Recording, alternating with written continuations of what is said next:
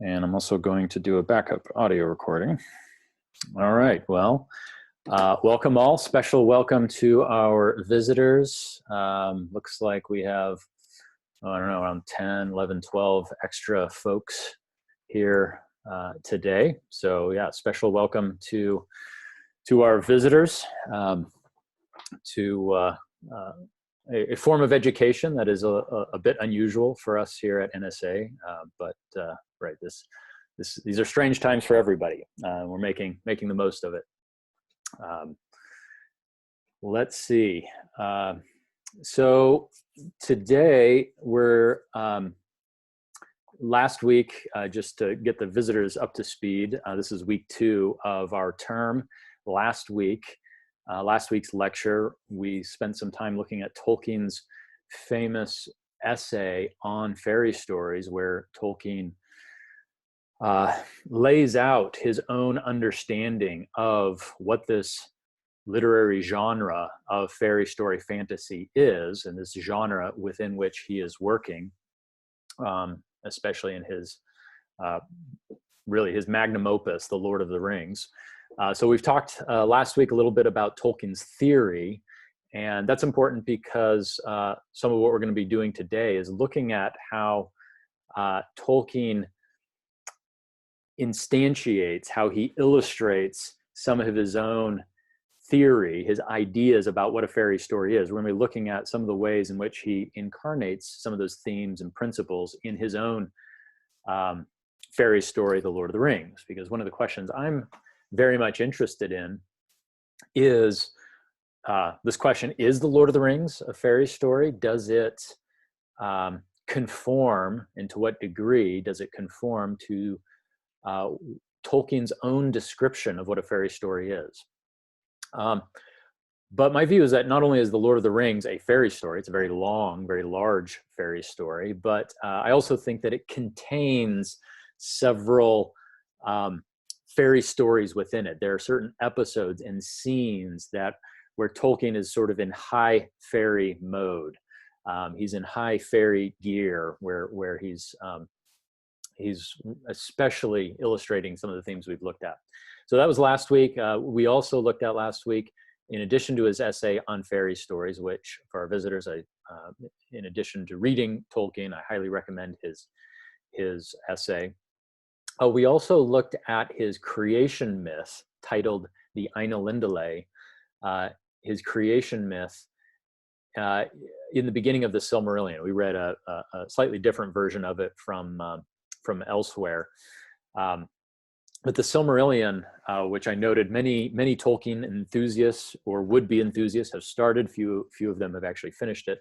But the Silmarillion is sort of the Old Testament of the elves, if you will. Begins with creation, has lots of exile themes, exodus themes. One of the things Tolkien talks about in his essay on fairy stories, one of the functions of fairy stories is to recover the world. Recover the natural world, the real world, the primary world. So that's part of the paradox of fairy stories, is they are stories about secondary worlds, alternative worlds, that the author is nevertheless using to shed new light and to recover and regain a new view, a fresh view on the world that actually exists. One of the things I didn't mention, though, is I think one of the ways in which Tolkien's fairy stories in particular, and this is both the Silmarillion and the Lord of the Rings, the way Tolkien's fairy stories in particular function is, for Christians, is that I think they help recover certain biblical themes and biblical stories. So the Ainulindalë, for example, I think recovers not only the world that we know and we experience, but also helps recover the story of Genesis for us. I think if we're reading the Ainulindalë, Tolkien's creation myth, and the Ainulindalë is the creation story as the elves know it, as it's been handed down by the elves. And it's, of course, very different from Genesis, but at the same time, I think is very complementary in many ways. And I think one of the things a responsible reading of the Ainulindalë should do is cause us to go back and reread the creation account in Scripture and read it differently, read it freshly, read it with new eyes. Okay, So we also talked about some of the ways in which Tolkien's creation myth illustrated some of the principles he talks about in his essay. Okay, so today we are commencing a 6-week study.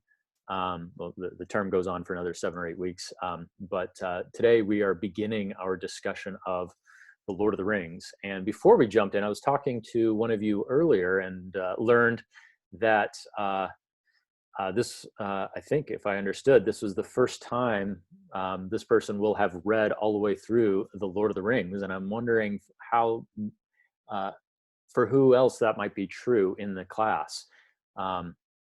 So true confessions time, who has not, by the way, you can do a thumbs up reaction. Let's try that. At the bottom of the screen, you have reactions. You can do a thumbs up. How many of you, for whom this will be the first time reading all the way through the Lord of the Rings? Mr. Ewell, okay. Let's see, Miss Atkerson, you already gave me the thumbs up. Miss Tate, okay. 3 of you is what I'm seeing, is that it? No, Mr. Huber, okay, 4. Mr. Thoburn, 5. All right, very interesting. Wow. Unfortunately, I'm guessing that all of you that you have not read, Mr. Lee, your first time, okay. How many of you who have not read it have also never seen the movies? Mr. Ewell has not seen the movies. Okay, good for you. All right. For the rest of you, you've been ruined.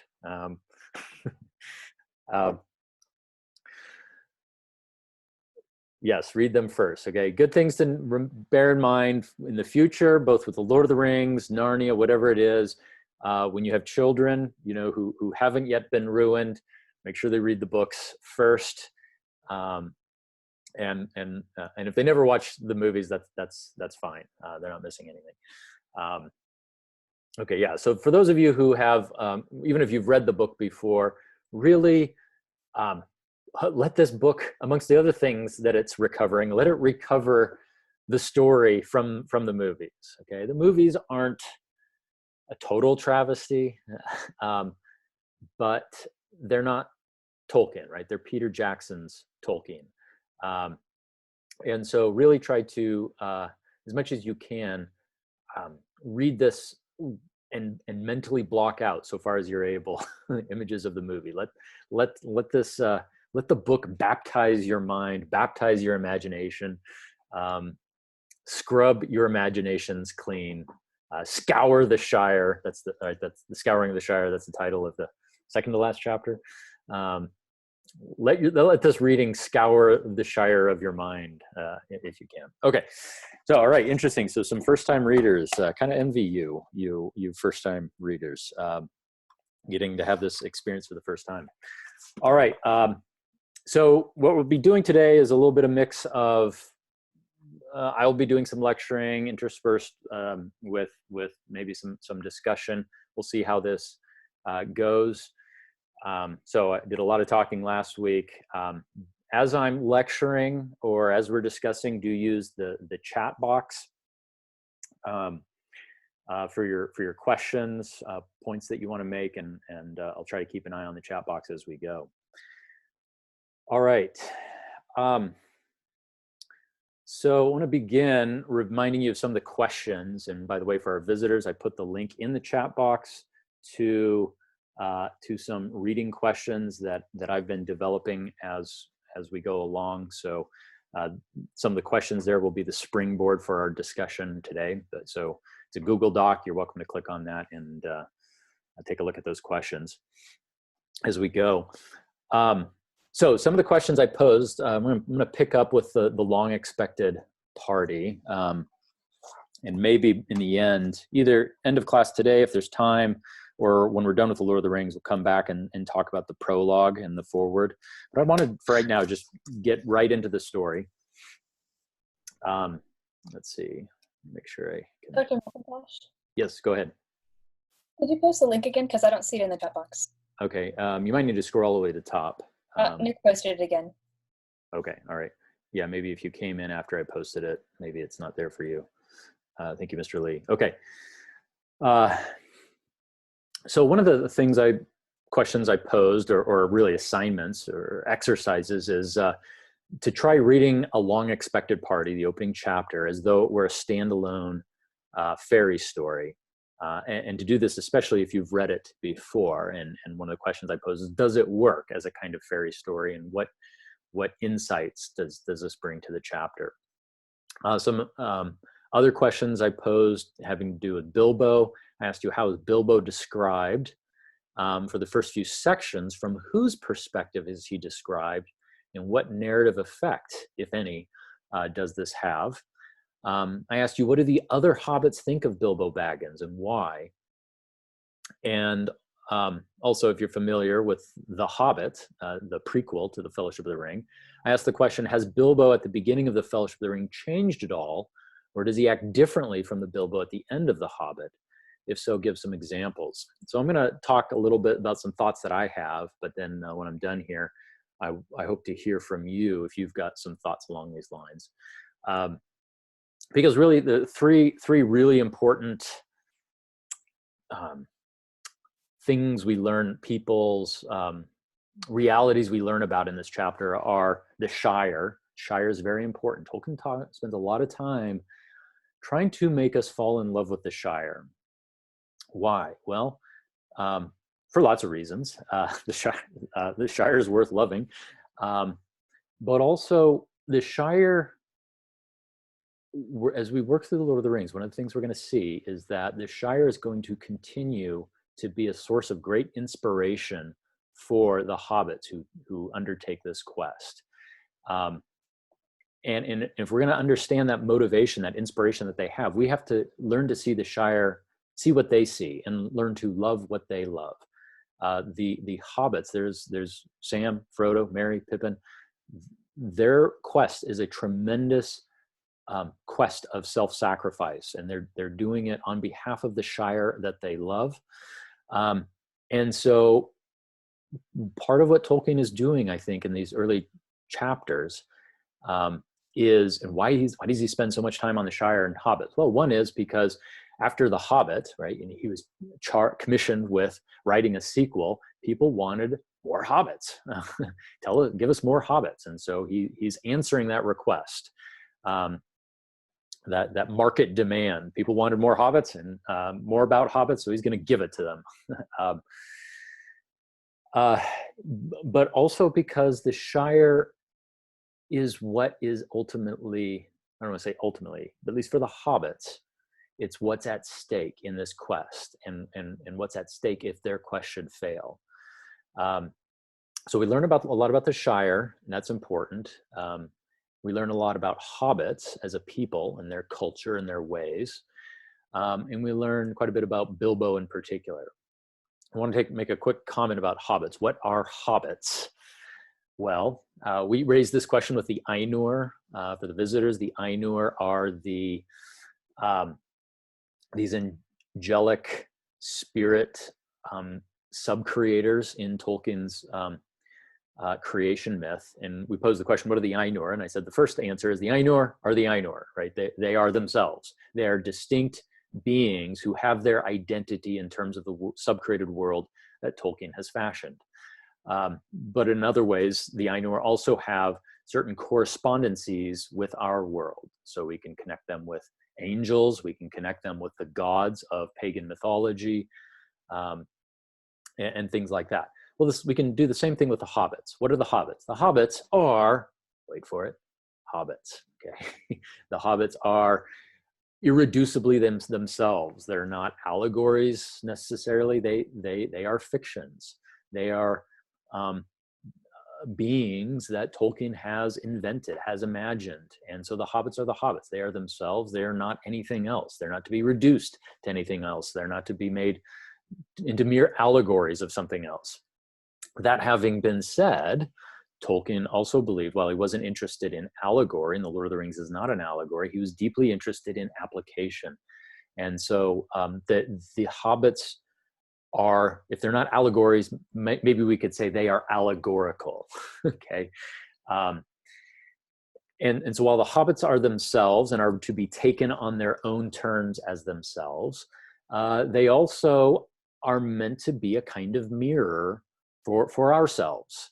Okay, in a way, the hobbits are their thing as themselves. They're things other than us. They are just creatures different from us, that in whom we should appreciate for their differences.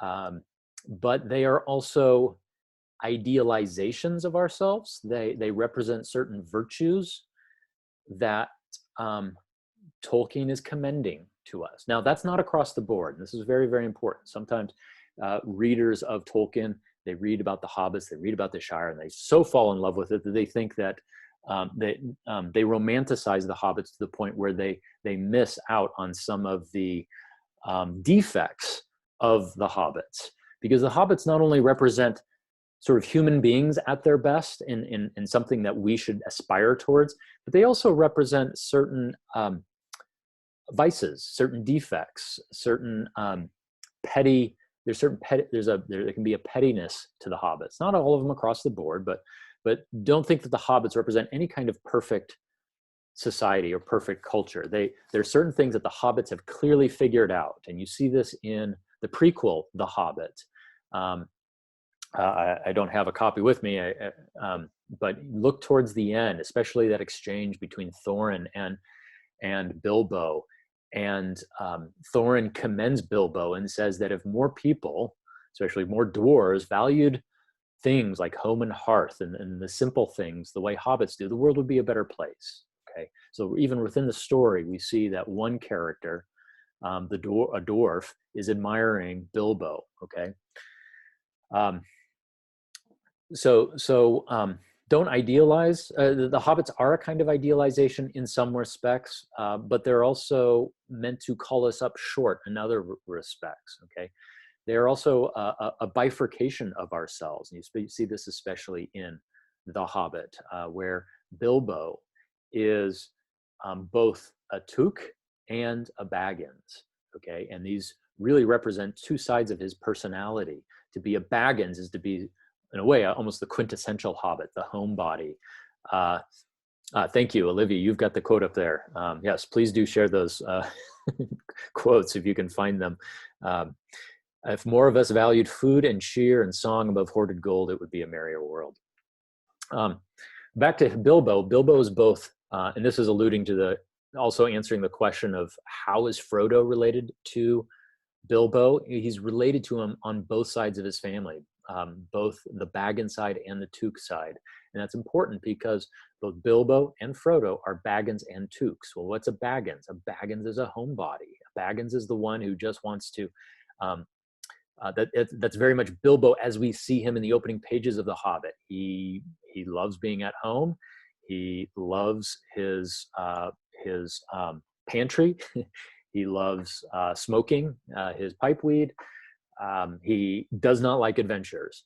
Whereas the Took side, and that's the side that Gandalf is having to awaken in Bilbo, because it's dormant. The Took side is the adventurous side. Okay, and so Bilbo is in a sense already Baggins and Took, but the Took side has been suppressed. It's dormant, and Gandalf and the whole story of the Hobbit, the adventure of the Hobbit, is that awakening of the Took side. So he comes back in the end much more balanced. He achieves this kind of equilibrium. Okay, so hobbits, especially Bilbo, represents this kind of bifurcation, this aspect that should be, in a way, part of all of us. We should be both Baggins and Took. Okay, well, I also want to suggest now that there's something fairy-esque about Bilbo. Bilbo is a hobbit. In some ways, he's the quintessential hobbit. But as we meet him in the opening pages of The Lord of the Rings, I want to suggest that there's, for the first few pages, that there's a kind of mini fairy story we're getting in just the opening pages of The Lord of the Rings. And we see Bilbo almost as a kind of hobbit. Well, he's a hobbit, as a kind of fairy. All right, so here's my claim, that the Fellowship of the Rings begins as a fairy story, yet the first fairy, so to speak, that we meet with is, paradoxically, a hobbit, right? And that's a paradox because hobbits in some ways are are the polar opposite of fairies, the polar opposite of elves, right? The Hobbit, the story, The Hobbit, is a story about Bilbo, a hobbit, and hobbits here represent kind of an everyman, the average man, the mundane man, the man who's close to the earth. Literally, they're short. They're very, very small. Why? Because they have this contact with the ground, and they're not adventuresome. They're the person you'd least likely to expect to see in the realm of fairy. And so The Hobbit is a story of a very ordinary little man, Bilbo Baggins, going on an adventure into the perilous realm of fairy, where he becomes enchanted. The Hobbit the story is a quintessential fairy story where Bilbo, he's a fantastical creature, right? Hobbits don't actually exist, but in a way, he's fantastical in precisely of being so ordinary. He's fantastically unfantastic, fantastically ordinary. Okay, and so he represents sort of the everyman, the man who gets lost in the realm of fairy and gets enchanted there. Well, what we see in the opening pages of The Lord of the Rings is that the same Bilbo has now returned to his home in the ordinary world of the Shire and has now himself become, in the popular imagination, the resident representative of the realm of fairy. Okay, Bilbo is, to his fellow hobbits, a source of mystery, of rumor, of legend, and enchantment, okay, for his fellow Shire dwellers. Bilbo is described as unusually, even unnaturally ancient. He's 111 years old, great expression. And yet he is unchanged. There's something not quite unnatural and unchanged about him.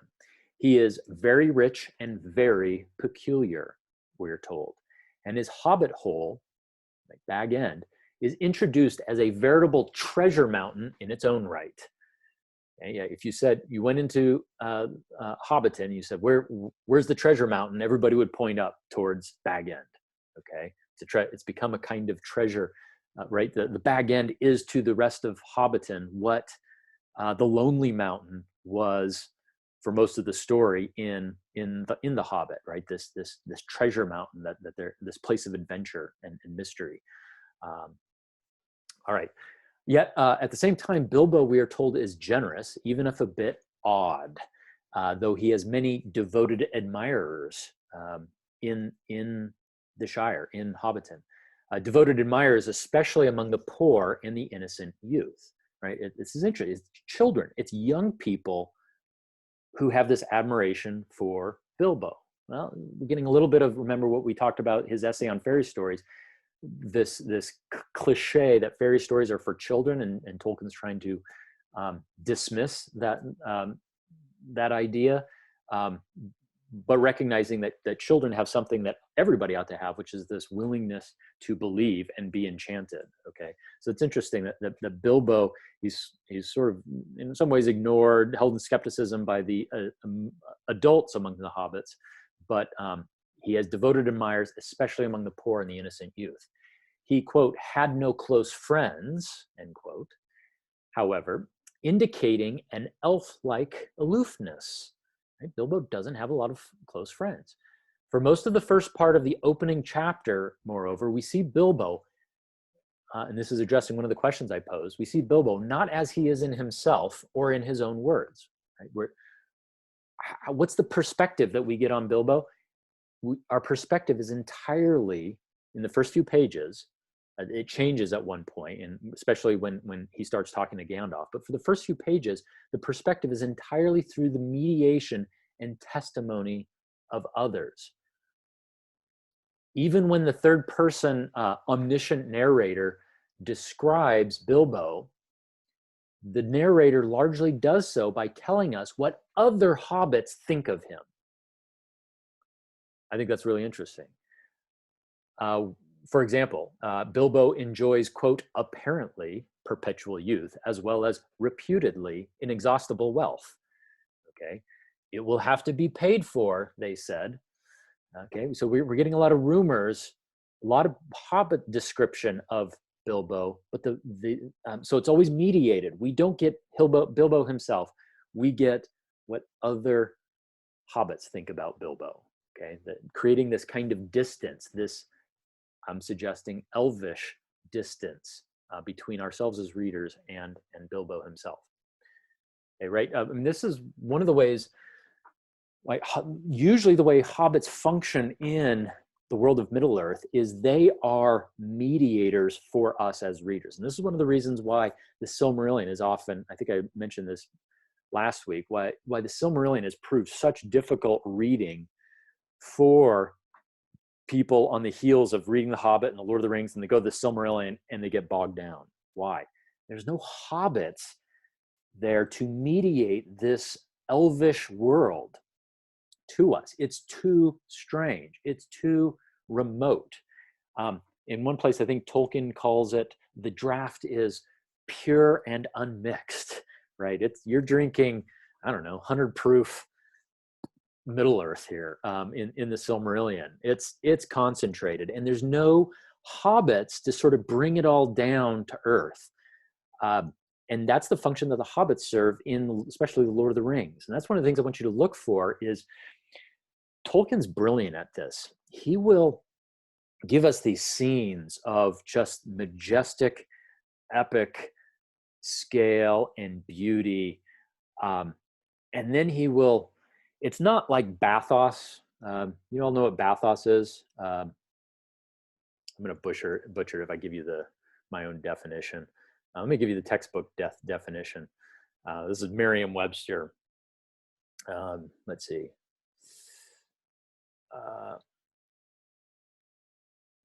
Let's see. I'll throw this into the chat box for you here. It's not working. Try it again. Bathos with a B.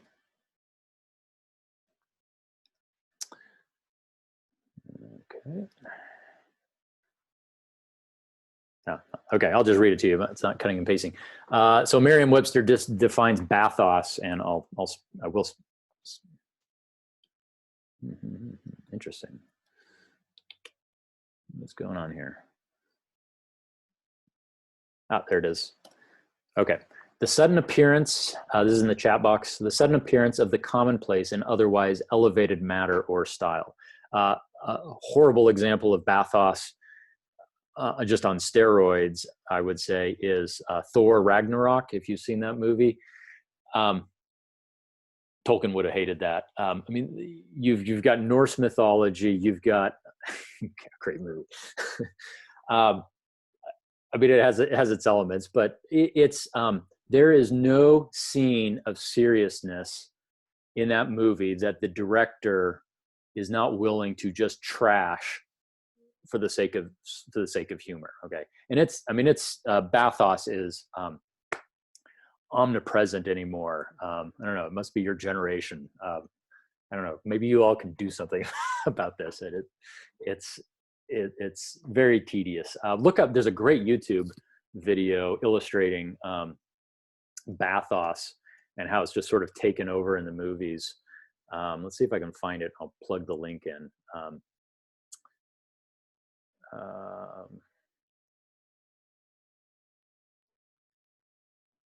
I'm not seeing it right away. Anyway, if I find it, I'll send it out later. So Tolkien doesn't really do bathos, which is this comedic, sudden appearance. You've got elevated matter, and then just this sort of joke that's then diffuses and makes it non-serious. Okay.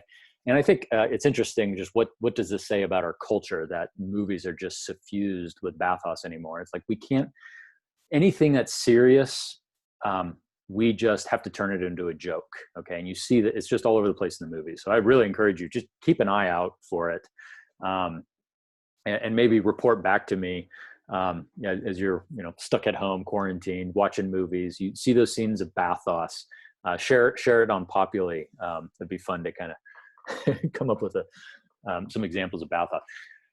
The Hobbits, there are many times when the hobbits almost, they verge on bathos. There'd be some high moments, serious moments, when and then the hobbits come along and just sort of diffuse the seriousness of it. I call it, actually I don't think I coined this term, but forgot where I got it, but I use the term hobbitification. Type that out in case you're wondering what I'm saying. Hobbitification. So look for those moments when stuff's pretty serious and then you get hobbitification. I contrast this, and I did make up this word, striderification. That's when Strider, you could basically, since I made it up, you can spell it however you like, striderification.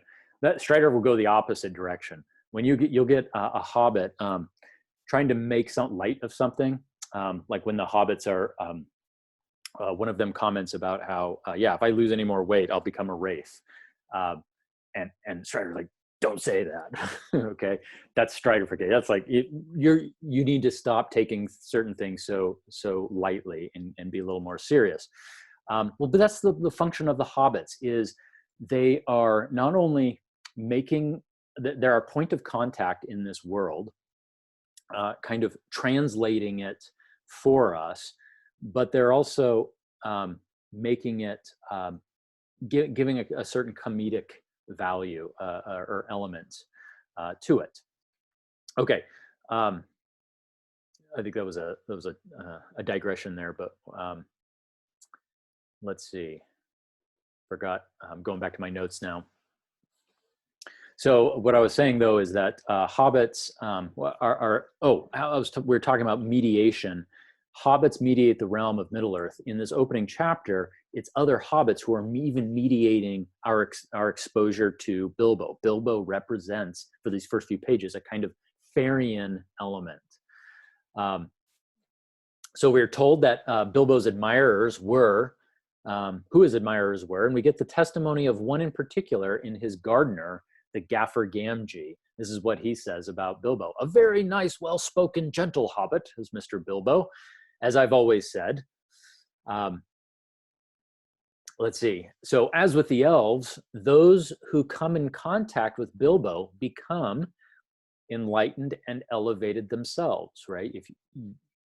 What kind of hobbit you are, in some ways, is determined by your proximity to Bilbo and what you think about Bilbo. So he's kind of a lightning rod in this world. And the Gaffer reports that it was Bilbo who taught Sam how to read, meaning no harm, mark you, and I hope no harm will come of it.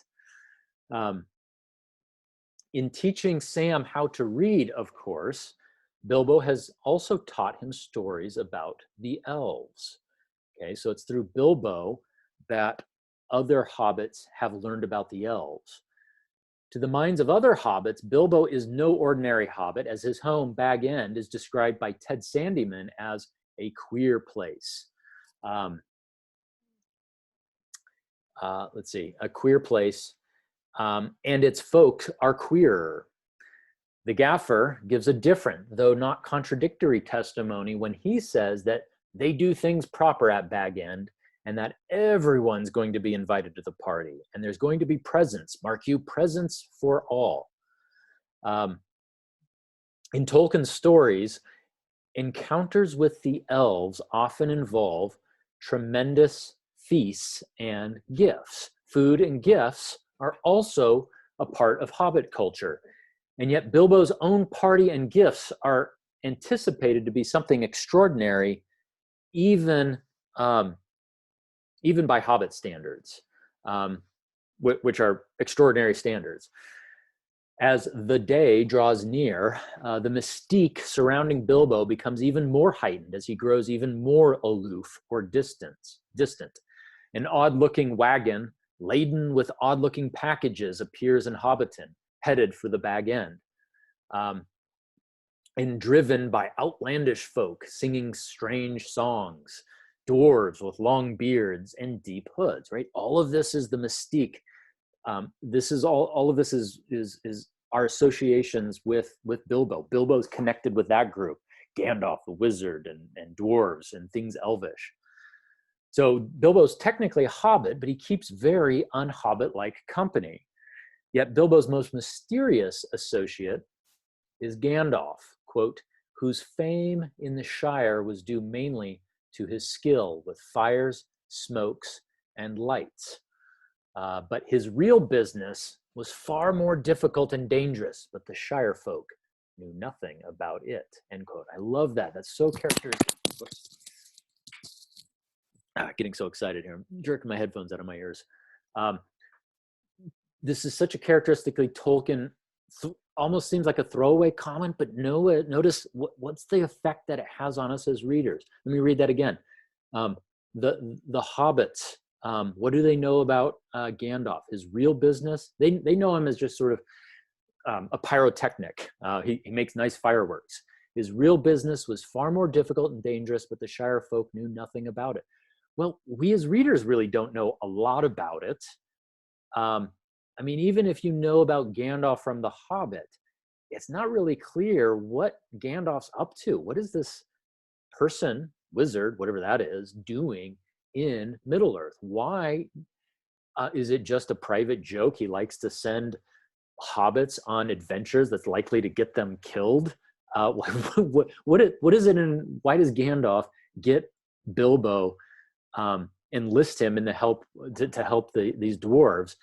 It's a very interesting question that's not really clear from the text itself. But here we learn that Gandalf has a real business about which they knew nothing about it. Okay, and notice how that draws us in. Like, wow, I'm not sure that I know anything about it, and how just with that one line, Tolkien gestures to a whole world on the other side of a wall that you're being closed. This other side of he basically makes this door, but keeps the door shut, and how powerful that is as a literary device. Now, this particular door is going to get opened for us, but for every door Tolkien opens, he's got at least one more that he says, here's a door. Wouldn't you like to know what's behind it? I'm not going to tell you. And we love that as readers. That's what makes this work so well, is we are enticed by the fact that, there are depths here that I'm not privileged to enter into. And that's how fairy story, I think, works as well, is it's a world where we are invited, we are guests, but don't go looking behind curtains. This is not like the Wizard of Oz, where you look behind the curtain and it's fake, right? It's some man who's pretending to be a wizard. No, it's like there's a curtain, there's a reality there that we are closed out of, and we mustn't expect or demand entrance or access to it. And we have a desire for this. We have a desire for the world to be deeper, realer, more profound than what it looks like on its surfaces. And that's another theme. Sorry, I'm just going on. But that's another theme in this story, is the dialectic, the interplay and opposition of appearance and reality. We're going to see this with Aragorn if we ever get there. Strider, right? Not all that is gold does not glitter. Aragorn's going to, or Strider is going to be the personification of this way in which appearances betray a much, but tantalize us with a deeper reality, and that's how this story really works, and what makes it a masterpiece. You really feel like we're only getting a fraction of what's actually going on in this. Okay. So by this time, however, Gandalf's own fireworks had now belonged to a legendary past. When he appears at Bag End, he and Bilbo disappear together inside, leaving the young hobbits outside, uninitiated into the mysteries and secrets being kept within, right? And in a way, at least at that moment, we as readers are kept outside. Now, then the narrative is going to take us inside, and the veil comes down, and we get Bilbo and Gandalf one-on-one, and that's sort of like where I see this initial fairy story ending. So at this point, there's a break in the passage, and the narrative perspective changes, and we are treated for the first time to a perspective of Bilbo that is not mediated through others, as we hear him speak for the first time in his own voice.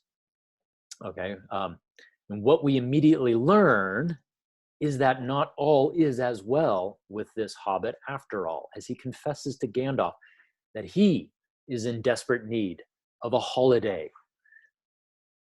Right? That's interesting, that this person who represents fairy, right? Bilbo may be the effective fairy of Hobbiton, one capable of enchanting and intriguing others, yet it turns out he is only a very provisional fairy, one who is in need of being re-enchanted himself, right? We learn that he tells Gandalf, I feel like butter scraped over too much bread. And of course, we learn that this is all the effect of the ring and so forth. But anyway, that's some of my thoughts on how just the opening pages, Tolkien treats us to a fairy story in miniature. All right, so take a few questions or comments or other observations you had on the questions before we move on.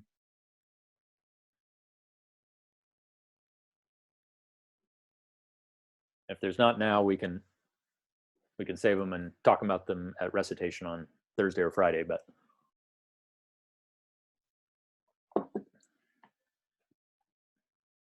I may have missed something, but I was curious after we talked about how Tolkien really likes us, is really trying to get us to love Hobbiton.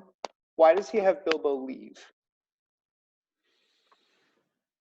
Yeah, if Hobbiton is so great, the Shire is so great, why does he leave? I think it's the Took side of him.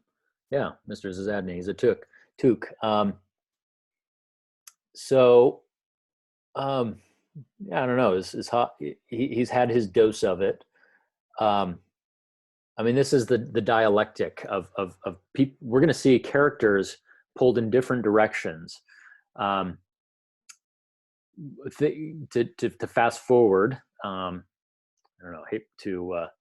I think Zach, were you one that has not read this story before? You've probably seen the movies. So, Sam and Frodo are going to represent sort of two sides of Frodo in a way. Sam is, we're going to have hobbits who at the end of this journey are going to be able to remain in Hobbiton. They're going to be able to go back and resume their normal lives. That's Sam. And that's a special virtue that Sam has, that he's going to suffer great trauma, not quite to the extent that Frodo will, but he's going to be whole. He's going to be healed. Frodo is going to have injuries that he can't, and this is different now from Bilbo. I wouldn't want to represent Bilbo as quite the same as Frodo. But Frodo is going to get really elvified by the end of The Lord of the Rings, right? Literally, he's going to go where the elves go. He's going to journey west over the seas to Valinor. His destiny is the same as the elves, right? So in Gollum, we see what happens when a hobbit turns into an orc. With Frodo, we see what happens when a hobbit turns into an elf, even more so than Bilbo. Well, both Bilbo and Frodo are going to sail west. So I think it's just a reflection of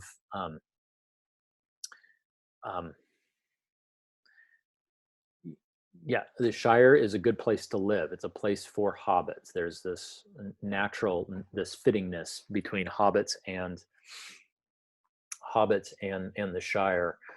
So it's a lovely place, but it's not a place of adventure.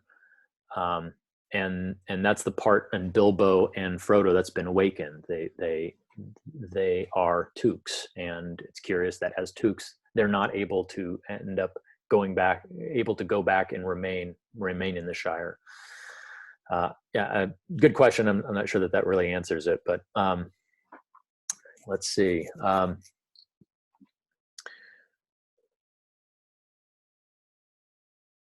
Avery Allen, is there any other Tolkien books that mention Gandalf other than The Hobbit and the Lord of the Rings trilogy? Yeah, he's mentioned in the Silmarillion. He's known there by the name of Olorin. So you might look at the Valaquenta. I think it's chapter 2 of the Silmarillion.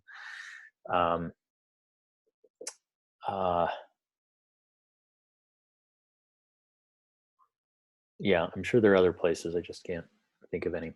Okay, we better move on. Let's see.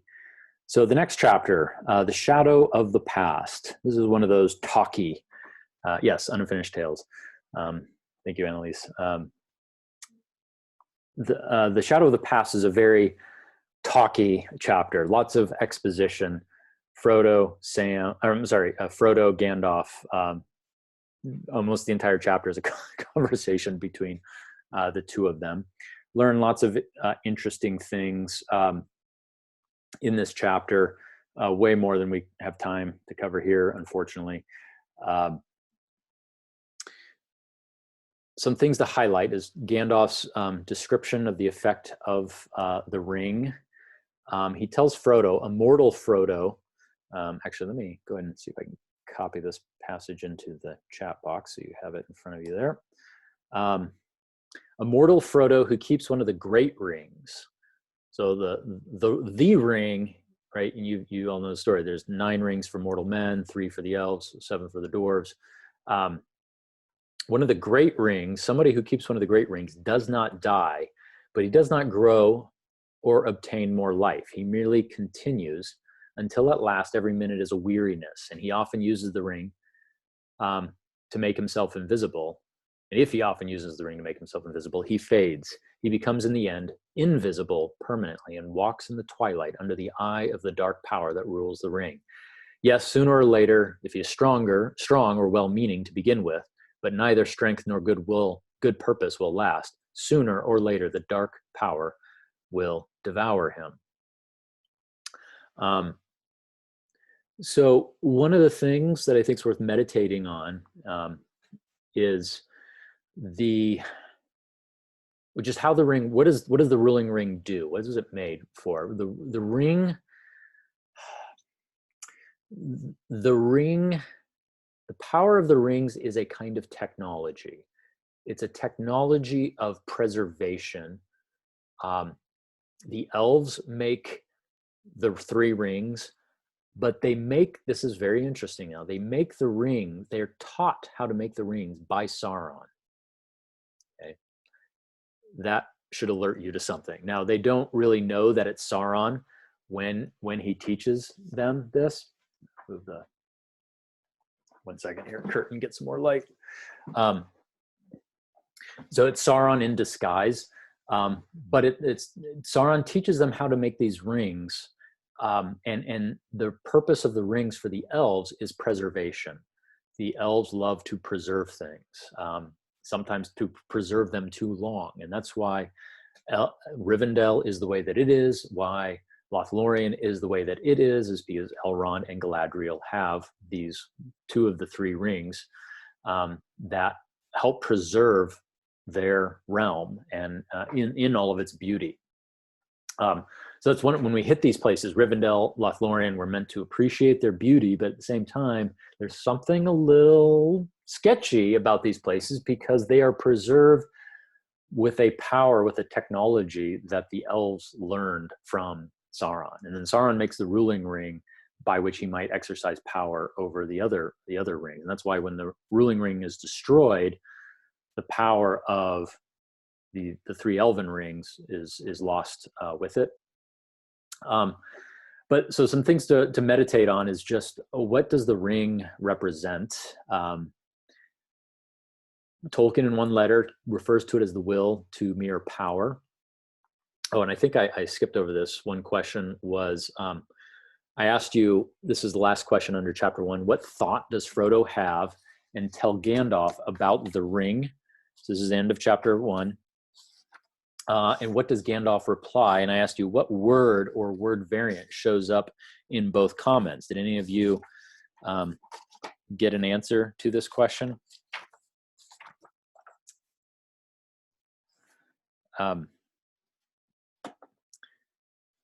Use, yes, Mr. Hoover. The ring, Gandalf tells Frodo, you are the master of Bag End now, and also I fancy you'll find a golden ring.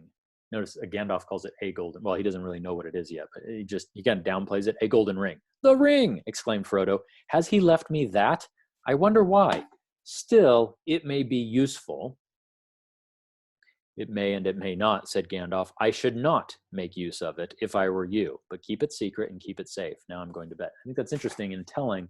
We get an insight into what the ring is, because I think the ring really is the personification, or I don't know if personification is the right word, but it symbolizes use itself, the instrumentalization of everything, of seeing everything as use. The ring is the tool of tools. It's about power and making other people. The ring is something you use to give you leverage, power over the use of other people.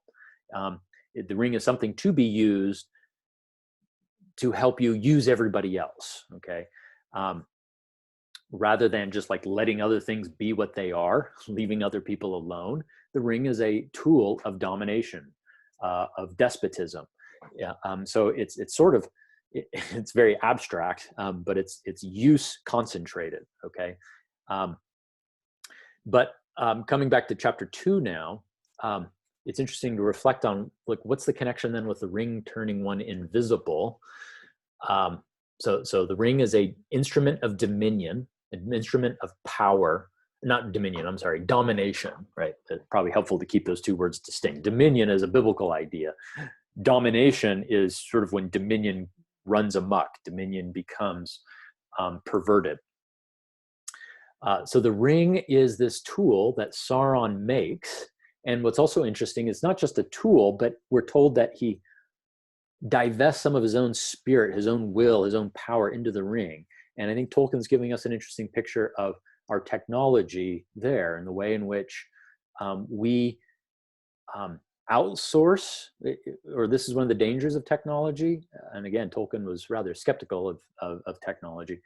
The way in which we outsource some of our own latent powers, such that we objectify them in things, such that when we lose our things, we become comparatively helpless. Right? I mean, think about the crippling effect that this coronavirus is having on our economy, and all of the things that we're not able to do or use now, and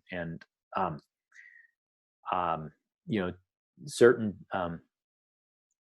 you know, these limitations, we're finding it rather crippling. Well, this is what happens to Sauron. He creates a form of technology for himself, pours part of himself into the ring, and then when he loses the ring, he's diminished as a result. So I think that's part of what Tolkien's illustrating there.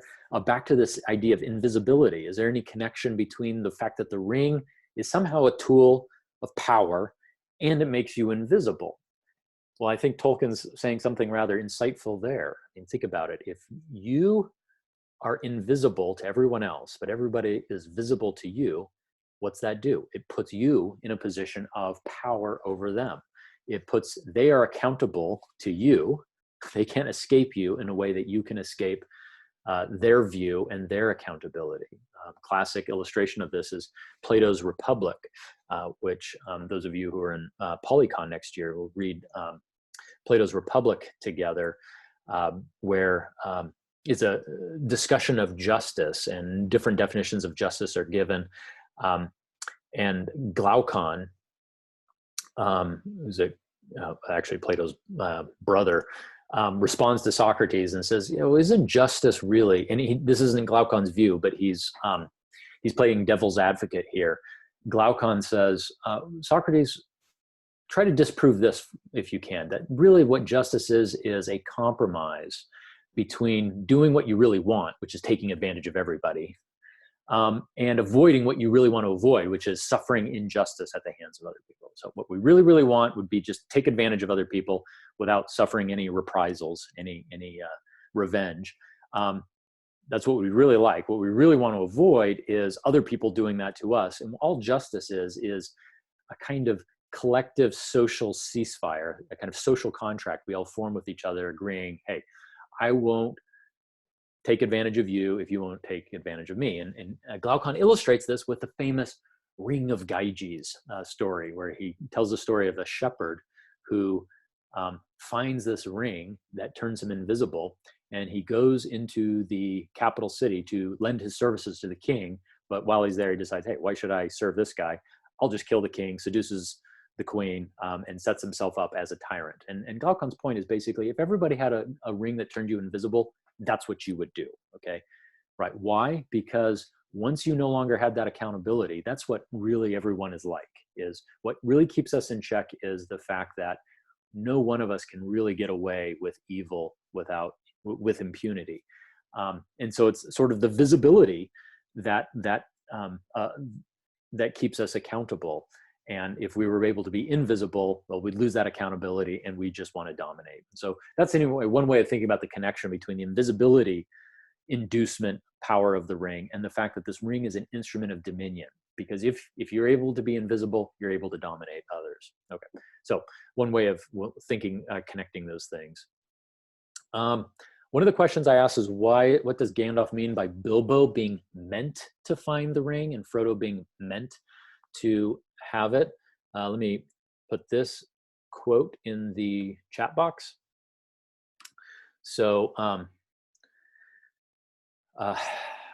Gandalf tells Frodo, and this is important because I think this is one of the most theological statements in The Lord of the Rings. Tolkien was a theological thinker. His world, the world of Middle-earth, is a theological world, but Tolkien wants to put the theology off screen. Number of reasons for that. Talked about them a little bit, I think, earlier. But this is about as theological as the work gets. But at the same time, it's one of these key passages that gives us really the hermeneutic, the way that we're supposed to read the entire story. Okay, so behind Bilbo's finding the ring, there was something else at work beyond any design of the ring maker. Right? There's something else at work besides Sauron. Sauron was trying to get the ring to be found, but then there's something else besides Sauron. And Gandalf puts it this way: I can put it no plainer. It's an interesting way of putting it because he's not going to state it very plainly. I can put it no plainer than by saying that Bilbo was meant to find the ring and not by its maker, in which case you also were meant to have it. And that may be an encouraging thought. Frodo goes on to say it's not that encouraging because he also doesn't really understand what Gandalf means. But what does Gandalf mean? What is this meaning? Who is meant to do this? This isn't chance. This isn't luck. This isn't karma. This is divine providence who's telling a story. And when something happens, there's significance to it. And what is more, Gandalf says we are to take encouragement from that. Okay, so there's going to be lots of fortuitous events, eucatastrophes, these sudden joyous turns where it looks like dumb luck is happening over and over and over again in Lord of the Rings. Gandalf would have us understand, and Tolkien would have us understand, that when these things happen, it's not just this deus ex machina, Tolkien got the story in a bind and now needs to bail himself out. No, this is the way the world always works, that there's this divine intentionality, this divine care, this divine providence that intends what happens. Things are meant to happen. This is something we should be, right? This is a great time to be meditating on this passage because, right, our world is being turned upside down, and you think things are bad now. They could get much, much worse. I don't mean to be alarmist, and I'm not prophesying that they will. They very easily could become much worse, both in terms of the spread of the disease and the economic impact. We could see full-scale depression. For visitors, I teach not only Tolkien, but also political and economic philosophy. Things could be very, very bad, but whether they become bad or not, whatever happens, we have a kind Heavenly Father who means what happens, okay? And we can trust in Him. All right.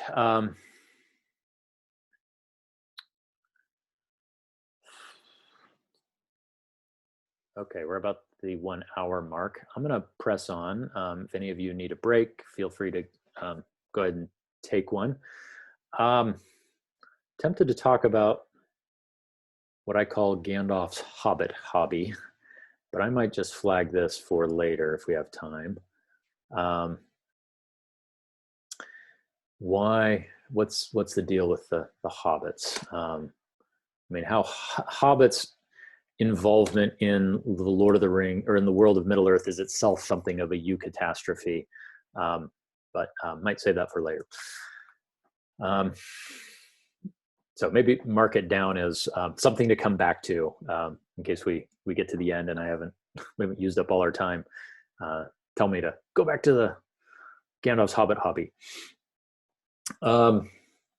Gandalf and Frodo in this chapter have a very important exchange on pity. Now, I'm not going to say a lot here, but this is one of those moments where we see the moral philosophy, moral theology of the Lord of the Rings. Frodo says it was a pity that Bilbo didn't kill Gollum when he had the chance. And Gandalf replies, no, it was pity that kept him from killing Gollum. Pity and mercy, not to strike without need. And he says it is for this reason that Bilbo took so little hurt from the evil of the ring, and escaped in the end because he began his ownership of the ring with this act of pity. When this is an important passage, it's one of, if not the only passage that gets mentioned twice in the Lord of the Rings. Later, when Frodo sees Gollum for the first time, he's going to remember this, that when Gollum's off screen, Frodo can't see him. He says, too bad, I wish Bilbo would have killed him, which that ought to shock you. But how often do we feel that way? How often do we see that if we don't feel that way personally, we see that in our culture. People willing for other people to just die, wish somebody would die. Or our wars, we'll get a little political here. We really, many of our wars, especially recently, do they really take into account the death of people that we don't see, right? We when somebody's near us, we'll get political here. It's my class. We as conservative Christians, we are rightly alarmed and opposed to the abortion in our land. And one of the reasons abortion goes as far as it does is because, why don't more people have pity for the unborn? It's because we don't see them. But you show them a video, you show them images of of unborn, infants, of the unborn in the womb, or you show them an actual what's involved in abortion. What do you start to see? You start to see pity, right? When you make the person concrete. But oftentimes, even Christians who are very pro-life when it comes to the abortion issue, we're not always so good at being pro-life when it comes to war. But why not? It's because, well, as long as the war is somewhere else, the other side of the world, we don't see what's happening. It's easy for us to lack pity, and yet it's interesting what happens when Frodo sees Gollum. What happens? It evokes pity in him. All right. So let's see. All right, moving on to chapter 3 is company. This is another chapter, I say in the questions, that could almost be read as a standalone fairy story. And so I asked what elements of fairy story from Tolkien's essay are present in it. And so now I'm going to do a little mini lecture. I think there are 3 fairies, besides what we just saw in the opening chapter, 3 really principal mini fairy stories in the Lord of the Rings. The first one is this chapter 3 is company.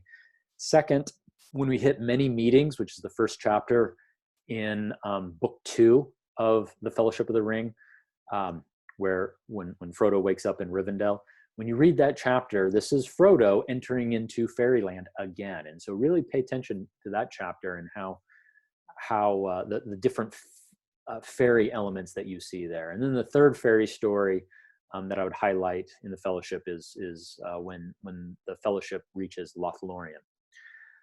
But I want to focus on Three's Company because I think the most complete and self-contained fairy story in the whole book is chapter 3 in the Fellowship of the Ring, titled Three's Company. And I think this chapter really could be almost read on its own as a standalone fairy story. The chapter opens with Frodo needing to take a journey. Classic fairy story opening, somebody's needing to take a journey, but it's a journey to an as yet unknown destination, right? It almost doesn't matter where you're going in a fairy journey. It's just that on the way, you get caught up in the realm of fairy. So Frodo's needing to take a journey, but he doesn't really know where he's going. When Gandalf tells him to head towards Rivendell, Frodo's, quote, heart was moved suddenly with the desire to see the house of Elrond half-elven and breathe the air of that deep valley where many of the fair folk still dwelt in peace, end quote. So Frodo's home of Bag End, by comparison, is described as, quote, seeming sad and gloomy and disheveled. Frodo wandered around the familiar rooms and saw the light of the sunset fade on the walls and shadows creep out of the corners, end quote. Frodo, in short, is in need of enchantment. And that's exactly what he gets when the travelers encounter the elves in the Shire forest. When the hobbits are about to be discovered by a black rider, a eucatastrophe occurs. Okay, right? What does a fairy story need to have? It needs to have a eucatastrophe, a sudden joyous turn. Well, we get a eucatastrophe in this chapter. The hobbits are about, the black rider is coming up on them when the elves arrive and they scare the black rider off with their singing. From their song, which is about their own longed for but irretrievable past, Frodo's able to identify them as high elves, right? These aren't just any elves, these are high elves and the fairest folk, few of whom still remain in Middle-earth, making their meeting here a strange chance. Strange chance. I think that expression comes up in his essay on fairy stories. It's a strange chance that one should meet, one should end up in the fairy realm at all, and that one should meet elves there. The starlight glimmers on their hair, the hair of the elves, and in their eyes, and though they bore no lights, they seem to radiate their own light like the moon, we are told. When the elves at last notice the hobbits, what do? They laugh. They think it's humorous that they should meet hobbits here in, right? It's almost like the hobbits don't really belong there. This is comical that the hobbits should be here, sleeping out of doors, or be out of doors. So they laugh. They address Frodo by name, and they indicate a familiarity with his traveling habits. Right? The elves know Frodo. Frodo doesn't know them, and that's classic fairy story. The elves, they're not concerned with mortal travelers, and yet, you know, they seem to know far more about the mortal travelers than the mortal travelers themselves are really comfortable with. How do you know? When Frodo asks if they might travel together, the elves inform him that they have no need of other company. We don't need you. You may need us. We don't need you. That's a classic elvish response. That besides, the hobbits don't even know where the elves are going. And they jest with him that, what is more, quote, hobbits are so dull. Okay, the elves insult them. You're boring. What would we want to travel with you for? What's in it for us? All right. Nevertheless, Gildor, their leader, tells Frodo that although, quote, it is not our custom, nevertheless, for this time, we will take you on our road, and you shall lodge with us tonight, if you will, end quote. Okay, so this is this act of kindly condescension on the part of the elves, the high, the aloof, the noble, condescending. You know, that we're above you. We're really not concerned with you. What you want to travel with us? Like, why would we? What? Why? Okay, fine. We'll take you along. As the hobbits travel with the elves, Sam wandered, quote, as if in a dream with an expression on his face, half of fear and half of astonished joy. After arriving at their destination, the village of Woodhall, the elves at first, quote, seemed to take no further notice of the hobbits. Again, how typical. They get there and they proceed to ignore the hobbits. They seem to take no further notice of the hobbits. But then they prove quite hospitable, delighting the hobbits with food and festivity. When Frodo refers to their surroundings as, quote, our Shire, Gildor instructs him that it is not your own Shire, for, quote, others dwelt here before hobbits were, and others will dwell here again when hobbits are no more, end quote. Right? So putting these hobbits into, putting them in their place, putting them in perspective. It's not yours. There's more going on here than you realize, okay? Again, this is, I'm just trying to highlight that this is how fairy stories work, and how the fairies work, that this is a realm that the hobbits are being invited into. They're being tolerated. They, in a way, don't really belong there. They're being treated kindly, but right, they need to know their place, okay? And that's how fairy stories work. Well, the following day, the hobbits awake to find themselves deserted by the elves, yet they are fed and fortified to continue their journey to Rivendell. All right, well, as this summary is meant to illustrate, the chapter 3 is Company illustrates many of the features of the ideal fairy story that Tolkien discusses in his essay. But now, here's the trick. I want to suggest that Tolkien, at the same time, gives this fairy story pattern, which is almost a textbook example of a fairy story as I've described it so far. I want to suggest now that actually Tolkien does something very interesting in that he gives it what we might call a gospel twist. I'm going to suggest that in a way Tolkien inverts, as a Christian, he inverts the very fairy story logic that Tolkien himself otherwise sort of adores, okay?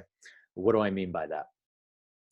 While the chapter gives us an excellent, I think even stock example of men, that's what hobbits are, they're the quintessential men here, men stumbling into and being enchanted within the realm of fairy, Tolkien also turns the tables to some extent now.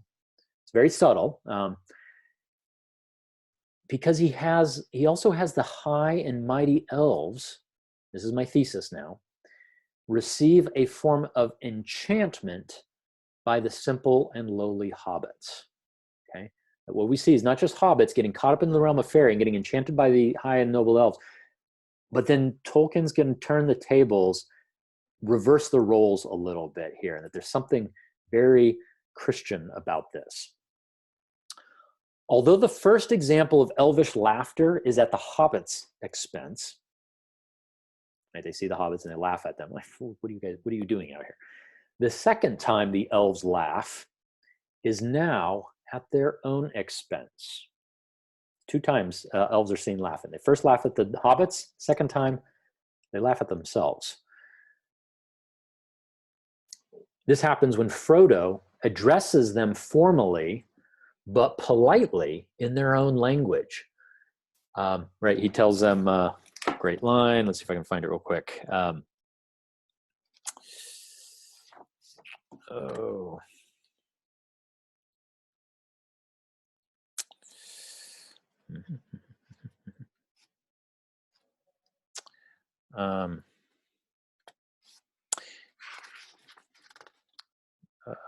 Where is it?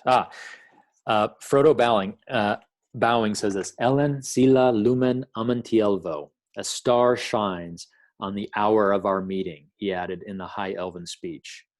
Be careful, friends, cried Gildor, laughing. Speak no secrets. Here is a scholar in the ancient tongue. Bilbo was a good master. Hail, elf friend, he said, bowing to Frodo.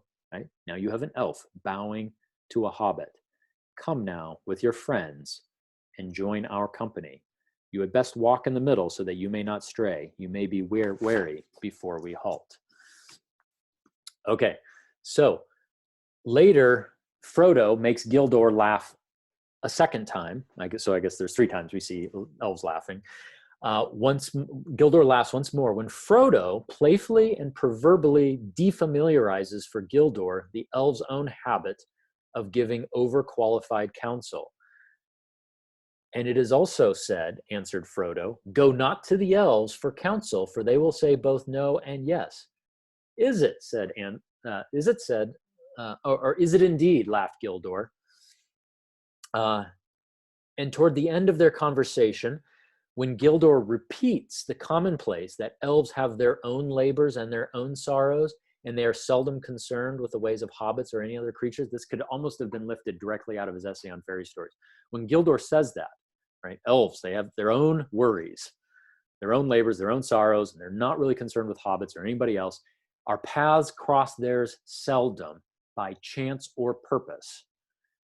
So Gildor says that, but then he indicates that his puzzling encounter with Frodo has nevertheless altered his perspective at least as much, if not more, than he has altered Frodo's. So listen to what Gildor says now at the end. In this meeting, there may be more than chance. This is one of those theological moments. Anytime chance comes up in the Lord of the Rings, it's usually disparaged and say, chance if chance you call it.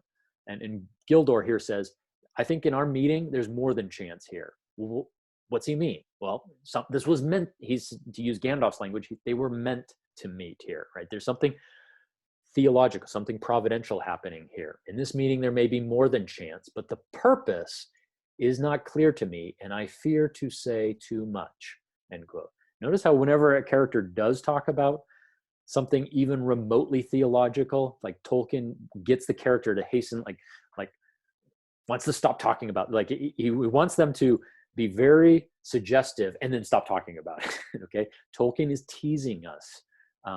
He wants the divine, the theology of it, to just be always a little bit out of our reach. That's on purpose. That's how this work works. He's toying with us. The work toys with us at that level. Why?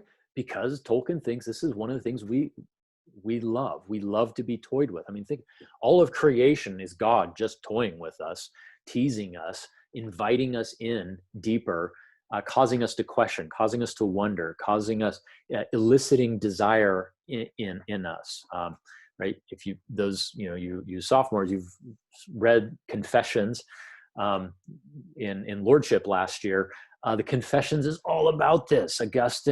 The way Augustine describes what I call sort of the divine conspiracy, and how God is omnipresent in every aspect of reality and all of our experiences. Augustine has this highly realized sense in which there's something purposeful. There's always more than chance. There's purpose here, even if we don't know what it is.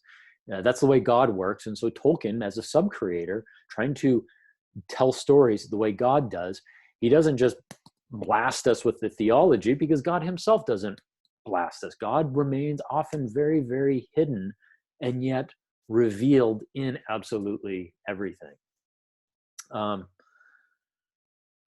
Let's see. While I'm thinking of it on the chat box, Abby, you asked, is this related to the speak, friend, and enter part that will appear later in the series? I forget what that's in reference to. Abby, what was it that I was saying? When the High Elves are saying you're an elf friend, and he invites him into the company to walk in the middle, do you think this is relating to that later on? Yes, I mean it's a tenuous connection, but yeah, I mean, to be dignified as an elf friend, that's a big deal. And yeah, Gandalf, look for that when they're outside the gates of Moria. Gandalf's trying to come up with the passcode, the password for getting in, and it turns out it's just the Elvish word for friend. It's a holdover from a time when dwarves and elves were more friendly, and that's part of the significance of Gimli's and Legolas's friendship is that we're seeing the restoration of something that had been lost. Gimli becomes himself an elf friend. I think there's a lot more to say on that. That's just the best I'm able to do here, but I think it's a good question. All right. So as Gildor dimly senses, but does not yet fully realize, it is the small and seemingly helpless and hapless Frodo and his fellow hobbits that in their quest to destroy the ring will turn out to be the eucatastrophe of the realm of fairy itself, right? So where we began is the hobbits, the elves got their own program, and they can barely be troubled with these hobbits. And then by the end, what we see is Gildor saying, actually, I'm starting to pick up a new vibe. Like, maybe you hobbits are way more important than we realize. And I'm suggesting this is not usually what we see in fairy stories. This is something Tolkien is adding. And I think there's something really Christian about this, as I'll develop in a moment. So in his last words to Frodo, finally, Gildor gives expression to the reverse enchantment. That's what I'm calling it, a reverse enchantment. Enchantment is Frodo, the hobbits, getting enchanted by the elves. But now there's this reverse enchantment where the elves are, so to speak, enchanted by the hobbits. And I'm using enchantment in quotation marks here. So Gildor gives expression to the reverse enchantment that has taken place when he returns Frodo's earlier benediction.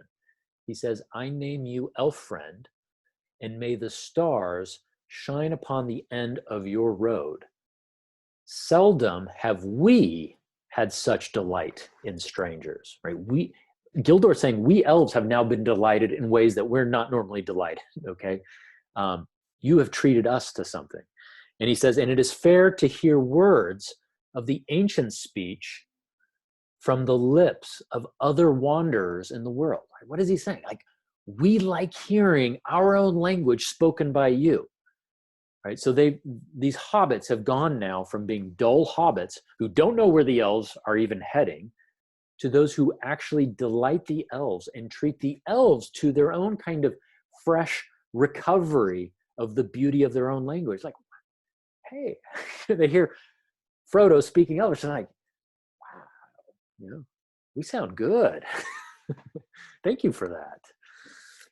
All right, well, in conclusion, for this little mini lecture, what this chapter I think illustrates is, on the one hand, Tolkien's own mastery, his own facility in the fairy tale genre as he analyzes it in his essay, namely as stories of a sublime land of not merely physical, but also emotional and even aesthetic peril, okay, danger, a place where man is a guest and may find his own love for the natural world rekindled by a people, that is the elves, at once mysterious, proud, noble, and beautiful.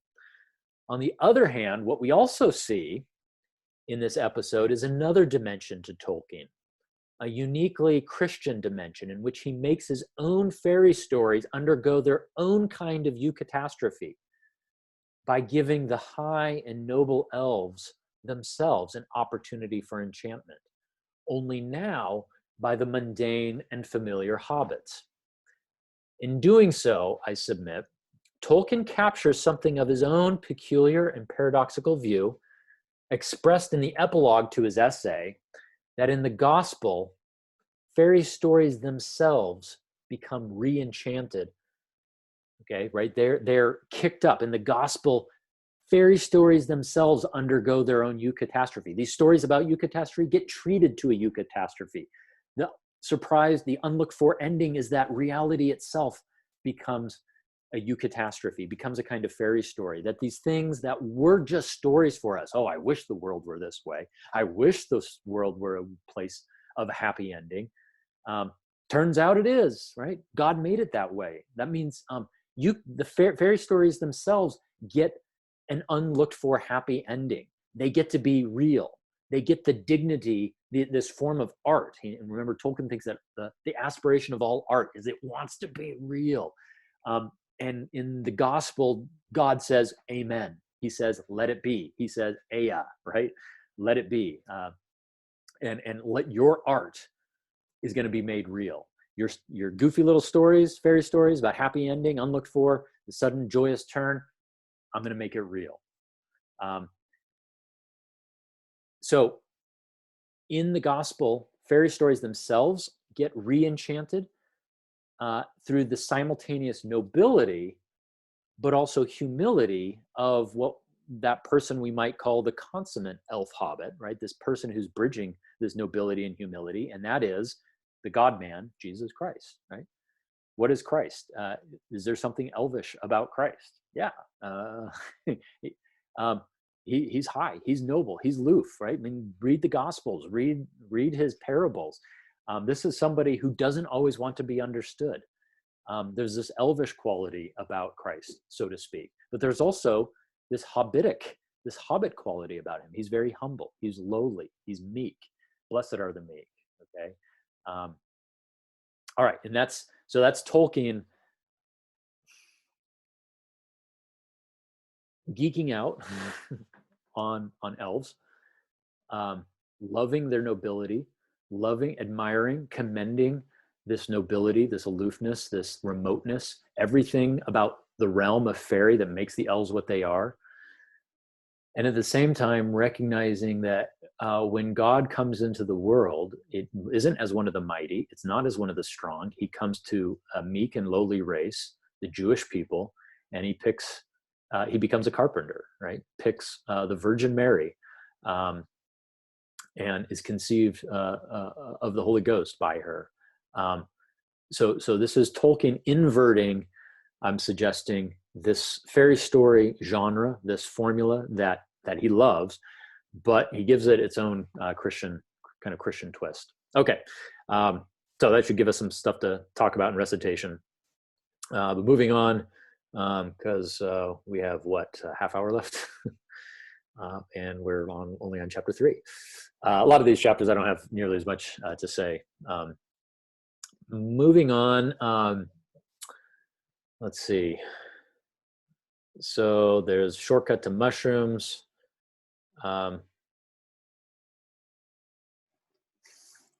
Conspiracy Unmasked, chapter 5. Let's see. Maybe I'll come back to that if we have time. I think, the way in which, so there's a conspiracy that's unveiled where we find out that Merry, Pippin, and Sam have been plotting all along. What's really interesting, and I may need to come back to this later or just send you my notes on this, but it's really interesting. I think if you go back and once you know about the conspiracy and you reread the previous chapters, and how Tolkien's very good at this, he gives you hints that there's this conspiracy. It's not this, just he kind of superimposes it in this chapter. Oh yeah, we've been plotting all along, and that there was no indication all along. Well, actually, you go back and you read these chapters and you start seeing these glimmers, these hints where Tolkien's tipping his hand, and you see that things have been going on. This conspiracy has been going on. So flag that as maybe a future discussion. Let's see. What I want to get to is, at the end of this chapter, Frodo has a dream. So I asked you, what does Frodo dream about during his night at Crick Hollow? Let's see. So let's maybe just go there. So this is the chapter, The Conspiracy Unmasked. Let's find it in the text.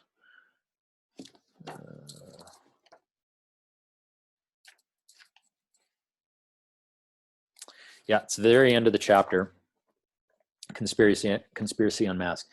So he's dreaming. It says, then he heard last paragraph, then he heard a noise in the distance. At first, he thought it was a great wind coming over the leaves of the forest. Then he knew that it was not leaves, but the sound of the sea far off, a sound he had never heard in waking life, though it had often troubled his dreams. So Frodo, we learn, has been troubled by this sound that he's never actually heard in his life, the sound of the sea. Suddenly, he found he was out in the open. There were no trees after all. He was on a dark heath, and there was a strange salt smell in the air. He's never smelled salt in the air before. Looking up, he saw before him a tall white tower standing alone on a high ridge. A great desire came over him to climb the tower and see the sea. He started to struggle up the ridge towards the tower, but suddenly a light came in the sky and there was a noise of thunder. Okay, one of those moments it's really easy to gloss over. Yeah, we're, as Miss Iverson points out, he has sea longing. We're going to see this especially in Legolas, where he's going to be warned. Is it beware of the gulls? I can't remember how it goes, but he hears the seagulls, and that triggers sea longing in Legolas. So, and it's really interesting. Like, where does this come from? It's not really clear, but what's going on here? And an interesting question is, what is this? Why does he want to see the sea? Well, why is the scene even here? Well, as I've already indicated, towards the end, or at the end, Frodo is going to cross over the sea. So we're getting an anticipation, a foreshadowing of where Frodo is going to end up. But I think that the sea longing represents, he's got a desire to see the sea. Remember, one of the ways Tolkien described the realm of fairy is in terms of shoreless seas. The sea represents this expanse, this indefinable, ineffable phenomenon. You're looking out upon it; it's just vast, and it. We were also told in the Ainulindale, right, that in the sound of music, and there's now the water, in the sound of water, moving water, we still have an echo of the original music of the Ainur. Annalise, you asked, is the sea the desire for something more that we don't have access to? I think so. I think that's exactly right. I think it's precisely its expansiveness and its lack of boundaries. He desires to see the sea. What's the sea represent? Our desire for something that goes beyond mere representation, what we can actually capture. One Tolkien scholar, Verlin Flieger, puts it this way. His desire is to climb up and look outward to the immense unknown. That's and so Tolkien said we have a desire for that which we can't know, that which is beyond our knowing. The sea in the dream and Frodo's desire to see the sea expresses an indefinable but very real attribute. This is all Flieger here. Of the human psyche, the desire to seek something without knowing what it is. And so ultimately the answer is, I think, God, right? Augustine, to cite him again, he talks about how our hearts are restless until they find their rest in God. He said it's part of his prayer in the confession, our hearts are restless till they find their rest in thee. St. Thomas Aquinas talks about how man seeks God, is ordered towards God as to an end that surpasses the grasp of his understanding. We are by nature ordered towards God, but God is that thing that our nature can't wrap itself around, our minds can't wrap itself around. By the way, I think also what Tolkien's doing here real quickly is with this image of the tower. If another great essay by Tolkien, famous influential essay, is his essay on Beowulf, titled Beowulf, the Monsters and the Critics. And one of the things he does there, he opens the story with an allegory where he talks about a man who he owns this plot of land or takes possession of it somehow, and there's these old ruins. And instead of rebuilding the ruins, the man takes the stones from the ruins and builds them up in the tower. And then later, historians or scholars, academics come along, and they think it's really weird and a shame that this man took these ruins, these broken down stones, and built a tower.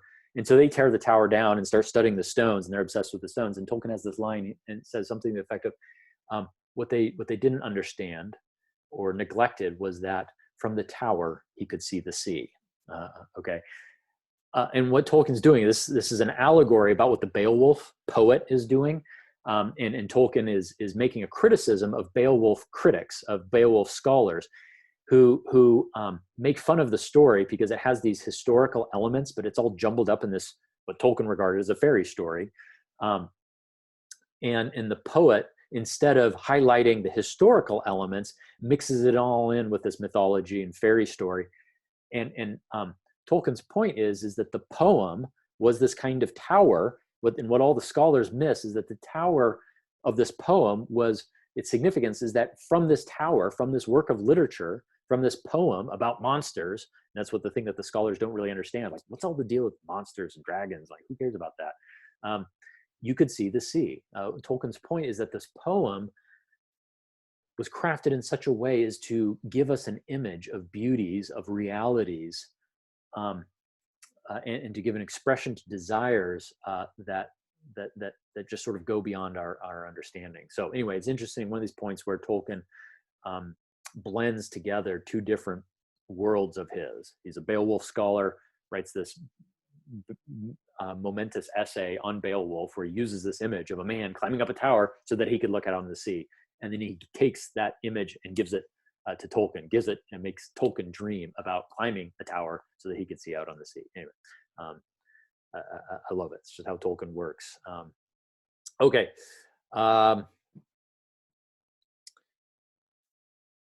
Old Forest, interesting, you know, so it's easier to become a nature lover or to think of Tolkien as just some kind of raw nature lover. But in the Old Forest, we see nature kind of malevolent and opposed to human well-being. So the Old Forest in general, Old Man Willow in particular. But then we also get Tom Bombadil.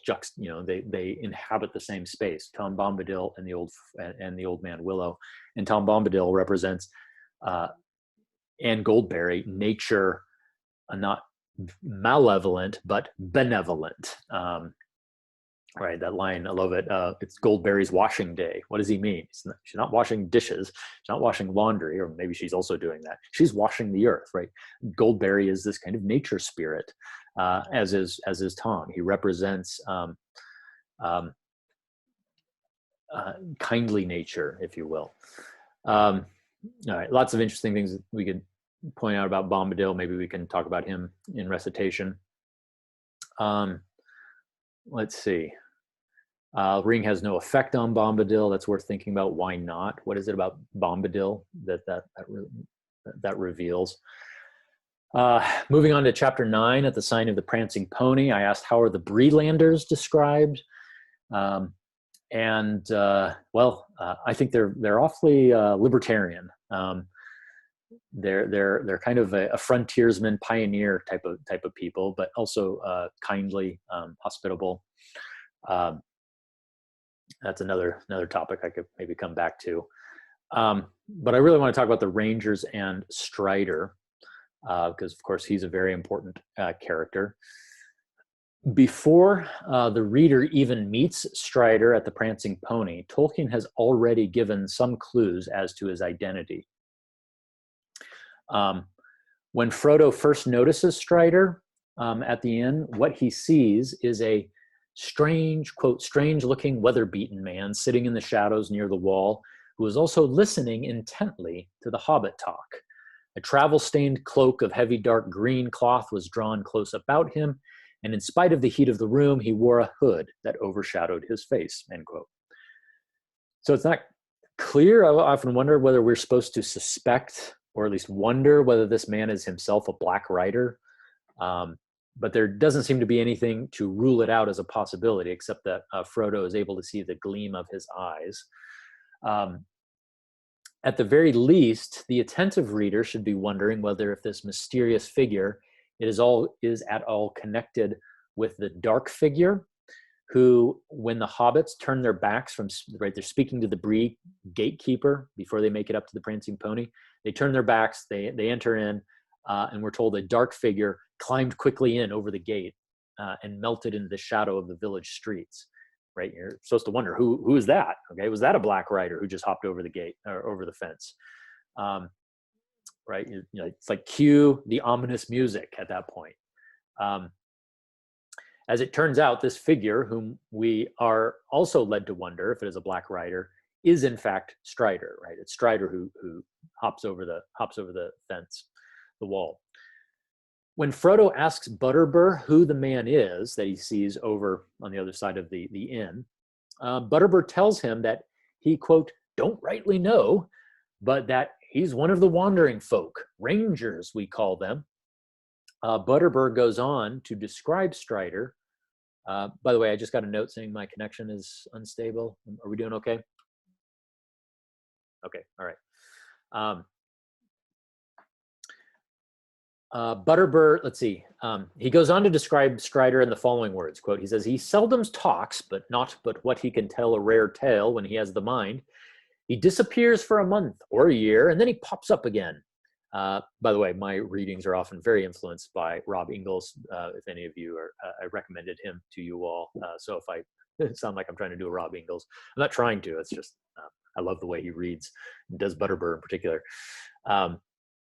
But anyway, Butterbur continues. He disappears for a month or a year, and then he pops up again. He was in and out pretty often last spring, but I haven't seen him about lately.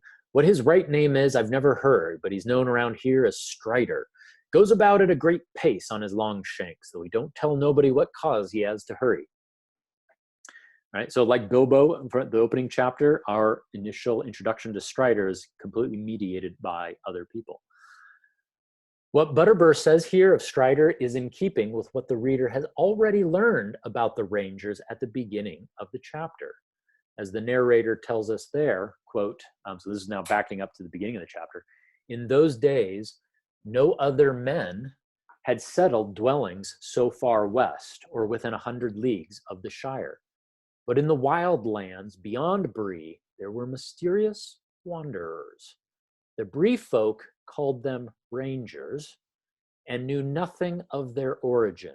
So even before we meet Strider, and we're told that Strider is a ranger, Tolkien's already given us a clue about who the Rangers are, or at least told us something a little bit about them. The Bree folk called them Rangers and knew nothing of their origin. This is the narrator again. They were taller and darker than the men of Bree. The Rangers were. The taller, the darker, and were believed to have strange powers of sight and hearing and to understand the languages of beasts and birds. You remember from the essay on fairy story, that's one of the distances that fairy stories want to traverse. And one of the, I forget which section he discusses, but he talks about how men want communion with far distant times, far distant places, and also with beasts.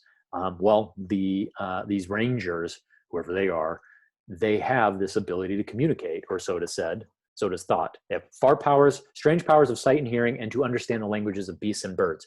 They roamed, continuing this quote, they roamed at will southwards and eastwards, even as far as the Misty Mountains, but they were now few and rarely seen. Sorry, I should have just given you this quote. All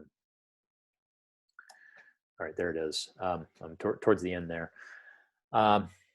They were now few and rarely seen. When they appeared, they brought news from afar and told strange, forgotten tales, which were eagerly listened to. But the Bree folk did not make friends of them. End quote. So Strider then is simply one of these strangers, a mysterious, dwindling, and wandering folk who are taller and darker than other men, had strange powers of sight and hearing. We talked about that. They're able to commune with animals. What is important to note, however, is that the Rangers are only introduced after, immediately after, mind you, a discussion of the ancient kings of Numenor. Right? When does the narrator start telling us about Rangers? It's right after he'd just been talking about the kings of Numenor.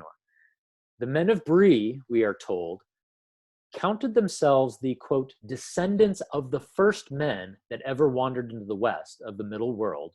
Few had survived. Actually, let me go ahead and give you this quote too.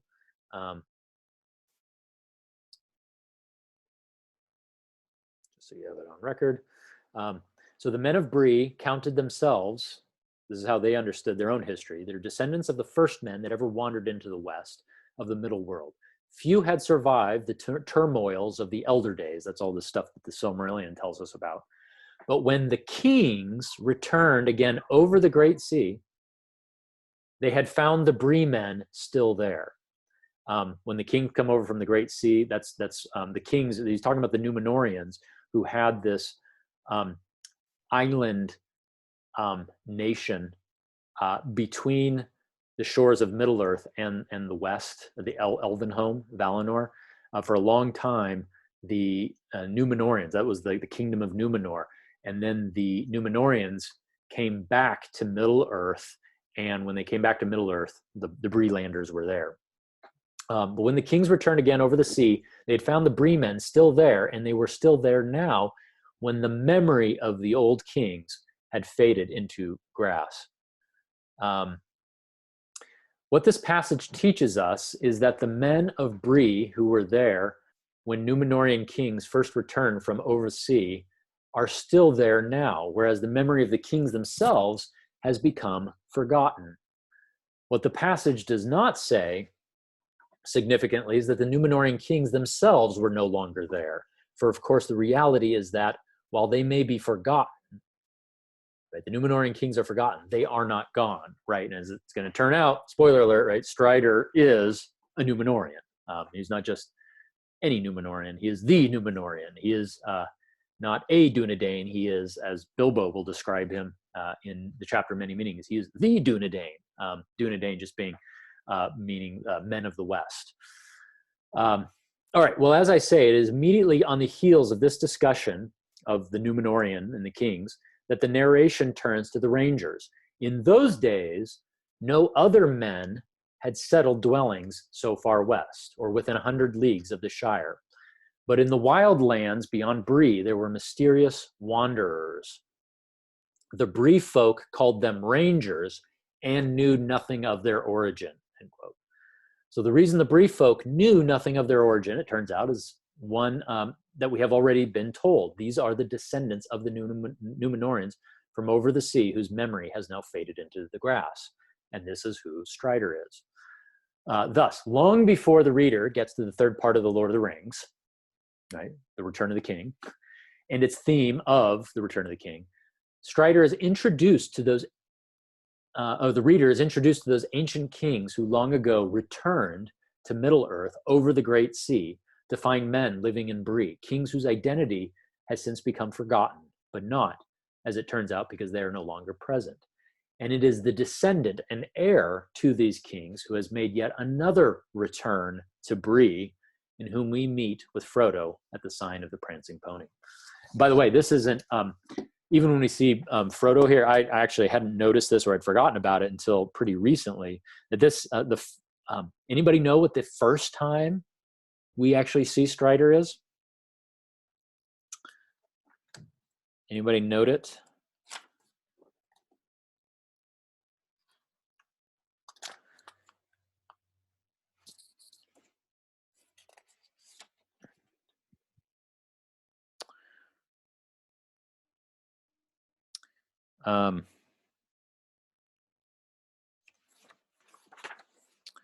Let's see.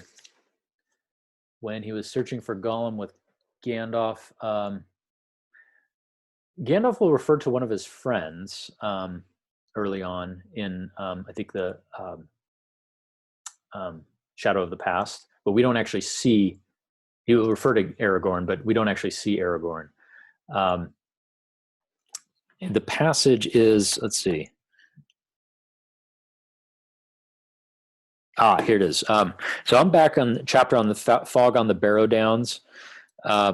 This is after Tom Bombadil has rescued the hobbits from the Barrow Wights.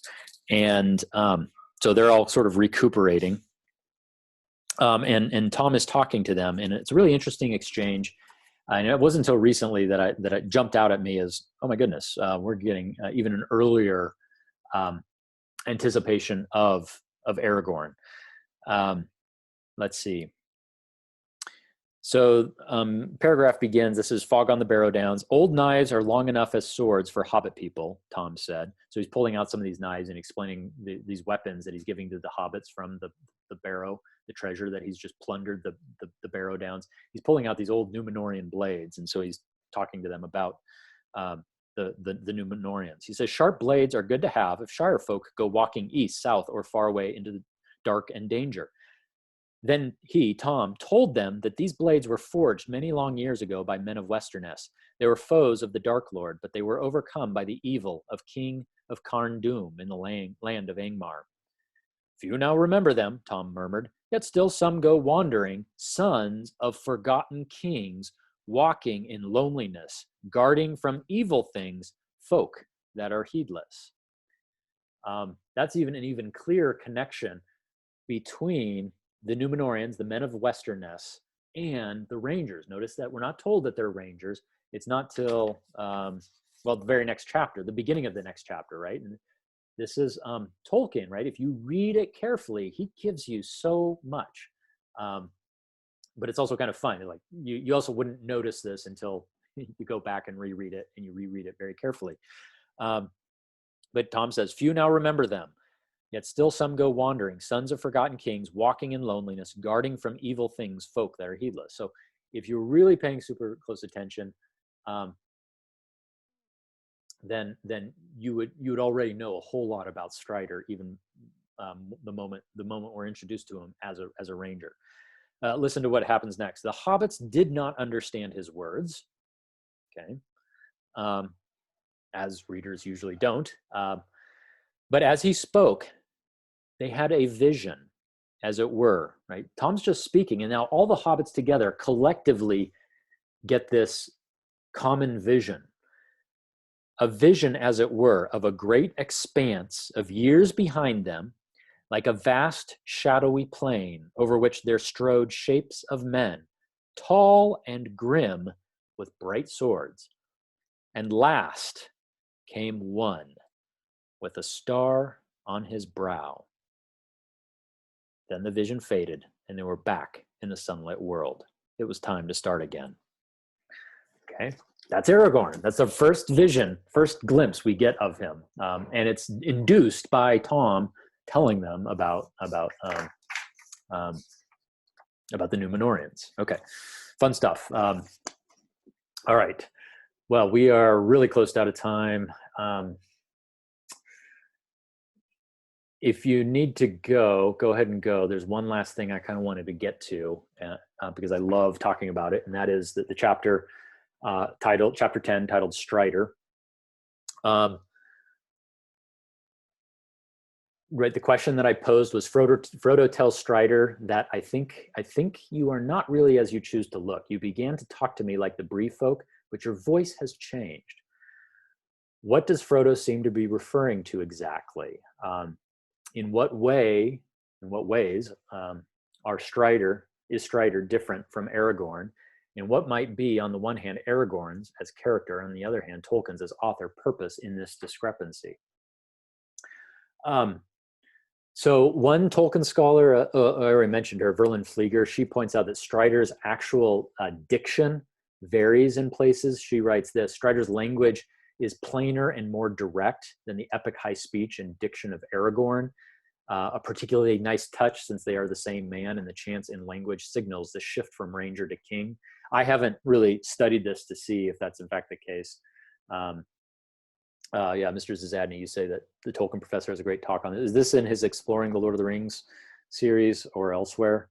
But here's some things that, so this is less about the language, but then what Strider says and how he, just the play of words, the game that Strider and Frodo are sort of playing with each other. I want to highlight some things, and then we'll finish with this.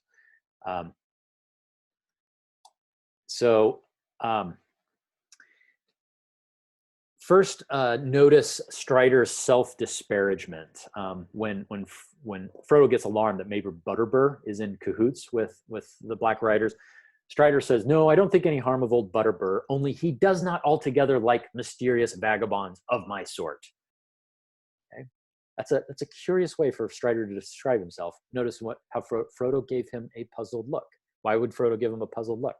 This is a weird way for somebody that you just met and who's trying to get you to trust him to describe himself. He does.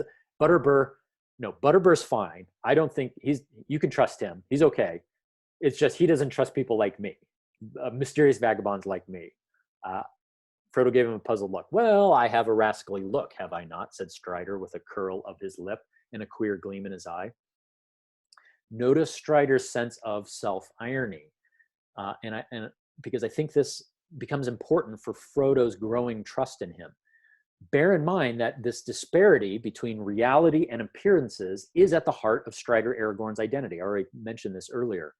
Think about the poem that ends up being about him. It turns out this is a poem that Bilbo has written about Strider. All that is gold does not glitter. Not all those who wander are lost. Right? This discrepancy between appearances and reality is sort of fundamental to Strider. As we've just seen, Frodo in a moment will state that he does not think that Strider is really as he appears. One of Frodo's clues to this end, however, is Strider's own expressed testimony against his appearances. Strider's rather candid that his appearances don't recommend him very well. First, note that he affirms Butterbur's trustworthiness despite his knowledge of Butterbur's own skepticism towards Strider. Second thing to note, Mr. Lee, discrepancy between appearances and reality. Second, in the process of affirming Butterbur's trustworthiness in this way, Strider runs a bit of a risk in reminding the hobbits that he is in fact held in suspicion by a person whose trustworthiness he's just testified to. This makes Strider's testimony about himself rather complicated and disinterested, too much so to have really any immediate ulterior motive. A man who tells you that he is doubted by trustworthy people is not a person who is trying to make a quick profit off of you, generally speaking. Third, in addition to revealing something of his own awareness of the irony of the situation, Strider is able to step outside himself and not just come at Frodo as a particular partisan, like you need to join up with me, but Strider's ability to just kind of abstract himself and step back and empathize with Frodo as to how Strider himself looks. These are all things that I think are working to Strider's advantage and commending himself as somebody that something more is going on here with Strider. This is what Frodo comments on and observes. So Strider asks Frodo, "Well, I have rather a rascally look, have I not?" A question seemingly designed to remind Frodo, as though he might be tempted to forget the fact that his appearances are not, after all, exactly in his favor. Seeing the puzzlement in Frodo's face over his identity, in other words, Strider takes his second risk by reinforcing the wrong, or at least misleading, side of this paradox, this irony of his appearances. So what we have here, I think, is an escalating series of ironies, and that's what Frodo is informing and guiding Frodo in his decision on whether to trust Strider. Strider sees himself as untrustworthy by a man whom he describes as trustworthy. Frodo perceives the irony. Strider, ironically, perceives Frodo perceiving the irony, but instead of dispelling the original tension, he affirms it. Strider, in other words, is kind of playing with the truth here, but he's doing it very truthfully, which is a good way of describing irony. Well, the effect of all of this is to lead Frodo to suspect that Strider is more trustworthy than he is himself letting on. And this kind of irony and even self-parody on Strider's part betrays, I think, a kind of humility, an awareness of, and a willingness towards appearing other, and perhaps more importantly, less than what he really is. Right? Strider doesn't come out. He is Aragorn. He is this Númenorian king or future king, but he betrays, or doesn't betray at all, but he kind of masks that. And he does it in other ways. We're out of time now, but one of the questions I asked about the chapter, I think Knives in the Dark, when he's singing the song of Luthien and Tinuviel and Beren, and he gives the back history and tells the story of their descendants, and I think I put it in the questions, go look up the genealogy of Beren and Luthien, and who's there that Aragorn doesn't mention himself. Aragorn is singing about Beren and Luthien, tells this great epic story about them, tells about their descendants. Elrond is descended from them. Aragorn, as a Númenorian descendant, is himself related to them, but he doesn't mention it, and that's just so characteristically Aragorn. Okay, we are out of time. Thanks all. For those of you in recitation tomorrow, we will see you then. Come with your questions, come with the things that fascinated you, jumped out at you, things that you want to talk about. By the way, visitors, I don't know if you got the message. I'm happy to hang around for 15 minutes or so. If you wanted to ask questions or talk a little bit about Tolkien, if you were here doing the in-person, one of the things we love about prospective student weekends is we get to hang out not only with students but with visitors and chat more outside of class, tell you more about the school. So obviously those opportunities aren't here with the online format, but want to make myself available. Any questions you have about NSA or about Tolkien class or other things I might teach, I'm happy to hang out for a while. I just wanted to jump in here, Dr. McIntosh. Yes. Visitors, if you're staying around, feel free to turn your video on and ask vocal questions.